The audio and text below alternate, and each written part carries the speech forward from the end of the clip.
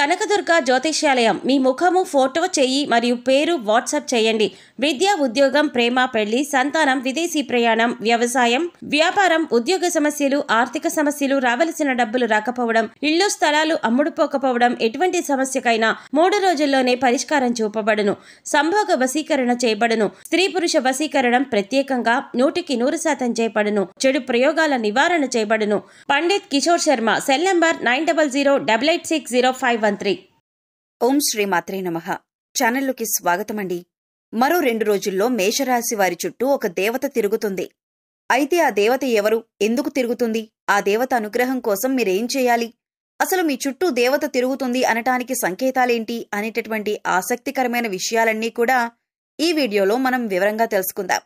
కానీ అంతకంటే ముందుగా మీరు కనుక మన ఛానల్ని ఇప్పటివరకు సబ్స్క్రైబ్ చేసుకోకపోతే సబ్స్క్రైబ్ చేసుకొని పక్కనే ఉన్న బెల్ ఐకాన్ నొక్కి ఆల్ సెలెక్ట్ చేసుకుంటే మేమిలాంటి వీడియోస్ అప్లోడ్ చేయగానే ముందుగా మీకు నోటిఫికేషన్ వస్తుంది. అలాగే వీడియో నచ్చినట్లయితే లైక్ చేసి మీ ఫ్రెండ్స్ అండ్ ఫ్యామిలీస్కి షేర్ చేసుకోవటం మర్చిపోకండి.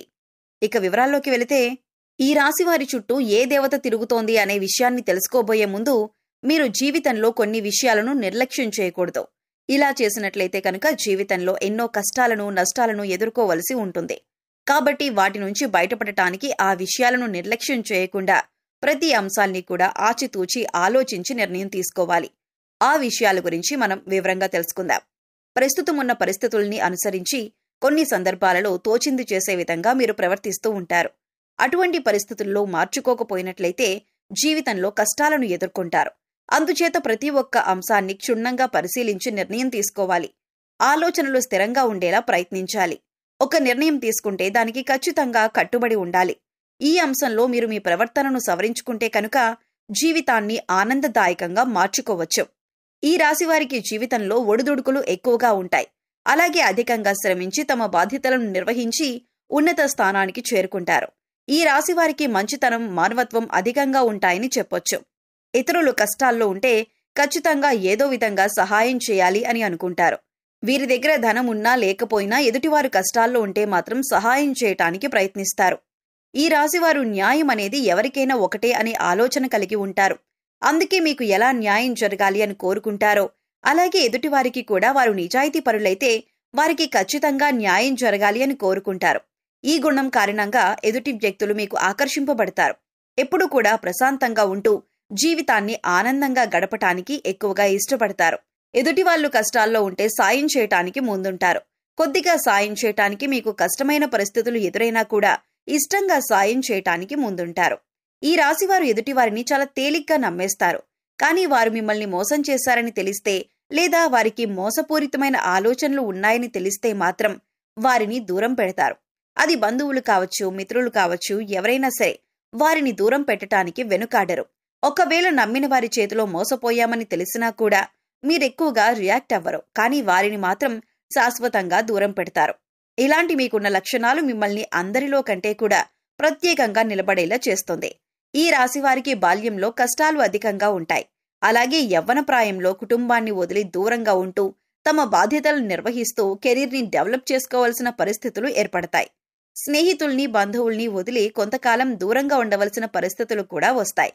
ఇబ్బందికరమైన కుటుంబ పరిస్థితులు కొంతకాలం ఎదురవుతాయి. ఈ సమయంలో మీరు నమ్మిన వ్యక్తుల చేత మోసపోయే అవకాశం కూడా కనిపిస్తోంది. అందుచేత ఎవరు మనవారు, ఎవరు పరాయివారు అని గమనించాలి. ఎదుటివారు మన మంచి కోసం చెబుతున్నారా లేదా వారికి అందులో లాభం ఏదైనా ఉందా అనే అంశాలను కూడా మీరు గమనించాలి. ప్రతి ఒక్కరి మీద ఒక కన్నేసి ఉంచాలి.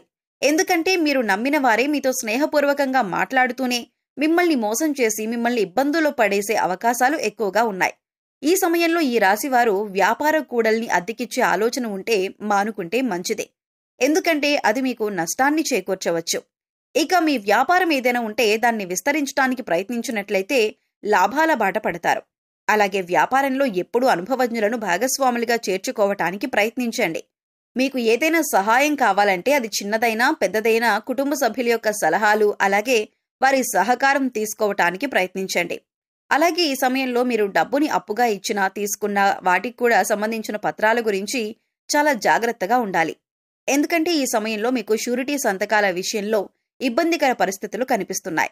అయితే డబ్బులు ఇచ్చి పుచ్చుకునేటప్పుడు పత్రాలను జాగ్రత్తగా చూసుకుంటే కనుక ఎటువంటి ఇబ్బందులు ఉండవు.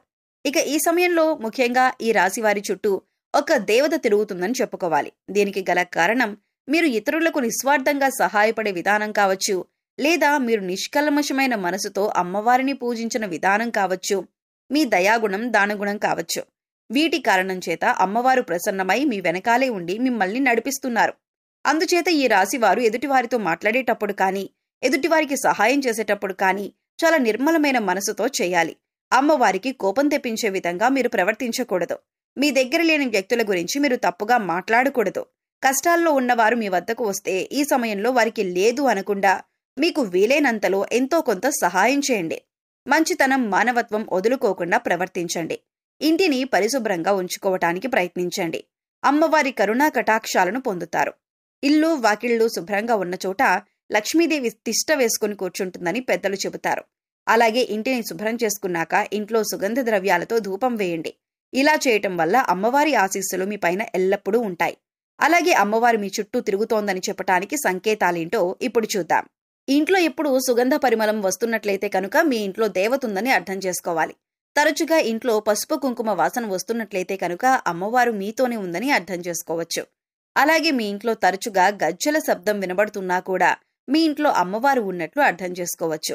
ముఖ్యంగా రాత్రి సమయంలో గజ్జల శబ్దం వినబడుతున్నట్లయితే కనుక అమ్మవారు మీ ఇంట్లో తిరుగుతున్నారని అర్థం. మనసు ప్రశాంతంగా ఉన్నట్లయితే కనుక దేవత మీ వెనకాలే ఉండి మిమ్మల్ని అనుగ్రహిస్తోందని చెప్పుకోవచ్చు. ఎందుకంటే కొన్ని సందర్భాల్లో కొంతమందిని చూసినట్లయితే ఎటువంటి ఇబ్బందులు కష్టాలు లేకపోయినా మనసు మాత్రం ఆందోళన పడుతూ ఉంటుంది. అలా కాకుండా కొంతమందిని చూసినట్లయితే ఎన్ని కష్టాలు ఉన్నా చాలా ప్రశాంతంగా ఉంటారు.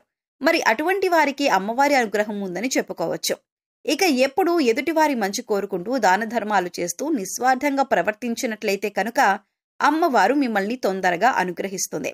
అయితే ఈ రోజున మీరు శక్తి కొలది అమ్మవారికి పాయసం గాని పులిహోర గాని చేసి నివేదన చేయండి. అలాగే ఈ రోజున మీరు చేయకూడని తప్పొకటి ఉంది. ఈ తప్పు చేసినట్లయితే అమ్మవారి ఆగ్రహానికి గురవుతారని గుర్తుంచుకోండి. శుక్రవారం ఉదయం స్నానం చేసిన తర్వాత శుభ్రమైన ఎరుపు రంగు దుస్తులు ధరించి రోజంతా లక్ష్మీదేవిని స్మరించండి. యాలకులు మరియు లవంగం కర్పూరంతో వెలిగించి లక్ష్మీదేవికి హారతిచ్చి అన్ని గదుల్లోనూ ఈ ఆర్తిని చూపించండి. ఇలా చేయటం వల్ల మీ ఇంటి నుండి అన్ని రకాల ప్రతికూలతలు తొలగిపోతాయి. చెక్క పలకపై కుంకుమ పువ్వుతో స్వస్తిక్ చిహ్నాన్ని గీసి దానిపై గోమతి చక్రాన్ని ఉంచండి. తర్వాత దానిపై శ్రీ యంత్రాన్ని ప్రతిష్ఠించి పూజించండి. పూజ తర్వాత గోమతి చక్రాన్ని మీ పర్సులో లేదా డబ్బు దాచుకునే ప్రదేశంలో ఉంచండి. ప్రతి మంగళవారం ఈ విధంగా చేయటం వలన మీ సంపద పెరుగుతుంది. అలాగే మీరు కెరీర్ జీవితంలో విజయాన్ని పొందుతారు. అలాగే మీరు ప్రతికూల శక్తుల నుండి బయటపడటం కోసం ఇంటి గుమ్మం దగ్గరకు ఆవు వస్తే ఏదైనా మీకు శక్తి కొద్ది గ్రాసం పెట్టి 3 ప్రదక్షిణలు చేయండి. భిక్షగాళ్లు వస్తే వారికి ఏదో ఒకటి ఇచ్చి పంపండి. కానీ ఊరికే ఏమీ ఇవ్వకుండా పంపొద్దు. వారానికి 3 సార్లైనా సాయం సంధ్యా సమయంలో ఇంట్లో వ్యాపార సంస్థల్లో ధూపం తప్పక వేయండి.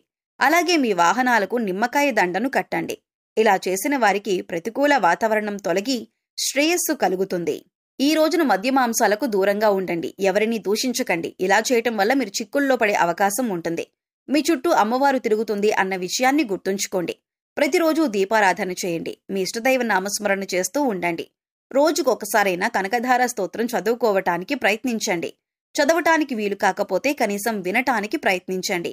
ఇలా చేయటం వల్ల అమ్మవారి కరుణా కటాక్షాలతో అద్భుతమైన ఫలితాలను పొందుతారు.